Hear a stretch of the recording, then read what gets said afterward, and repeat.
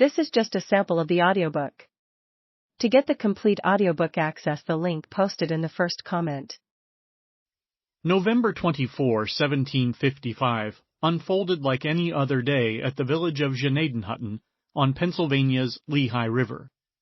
Gnadenhutten was a small settlement of Mohegan and Lenape, or Delaware Indians, who had adopted the Christian faith preached by missionaries from the Church of the United Brethren, themselves known as Moravians, due to their geographic origins in the Austro-Hungarian Empire. The river split the town in two, with the newer section east of the Lehigh and the older section on the west bank, near the Mahoning River. Fading light that autumn afternoon marked the day's passing, and many residents in the older part of town gathered for supper in a communal building known as the House of Pilgrims.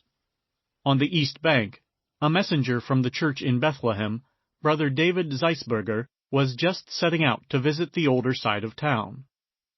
As people finished their meals, cleaned up, or ruminated about the passing day, dogs sounded the alarm at outsiders entering town. One missionary, Joachim Sensman, rose from the table and went out the back door to check on the barking and close up the congregation house. The barking set off a de facto signal for a band of Indians to attack. Throwing open doors to the House of Pilgrims, the raiders immediately fired, killing Martin Nishman and wounding a young boy, Joseph Sturgis. The raiders pushed into the building, killing 5 more in the initial chaos and seizing Nishman's wife, Susanna. In the back, Brother George Parch leapt through a window, but his wife Maria did not follow. Brother Warbas, who was quarantined in a small building attached to the House of Pilgrims due to illness, found his way out of a window and also escaped, though the Indians were watching his front door. The remaining missionaries and their families managed to retreat to the attic through a trap door, which they barricaded. The moment's respite only sealed their fates. The war party, fearing nothing from the missionaries, attempted to break into the attic, firing occasionally into it from below. They failed, retreated, and instead barred the doors from the outside, then set fire to the building. With the flames spreading, the senior pastor, Gottlieb Anders, rushed to an attic window and appealed for help, but the warriors only mocked him.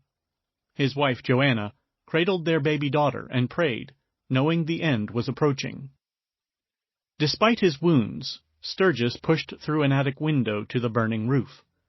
Burned by the flame and bleeding, he jumped and fled into the woods. Then it was Maria Parch's turn.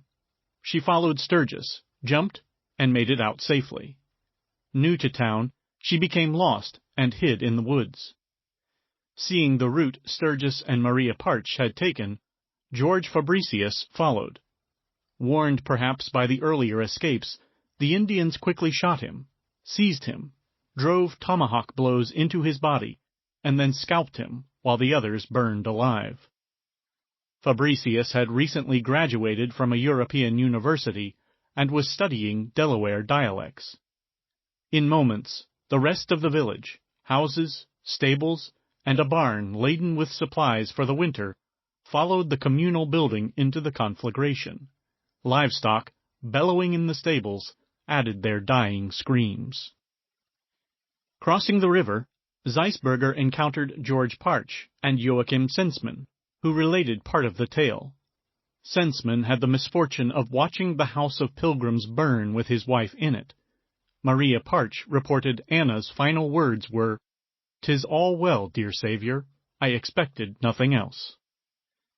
Together, they recrossed to New Town with flames spreading behind them. Although the raiding party remained in Old Town for much of the following day, looting and making a feast by the milk house, it did not cross the Lehigh in any force, giving residents there, and some from the Old Town, time to escape. Altogether, 11 people perished. Anna Catherine Sensman, Gottlieb and Joanna Anders with their daughter, John Gattermeyer, George Fabricius, George Schweigart, Martin Presser, John Leslie, and Martin Nishman.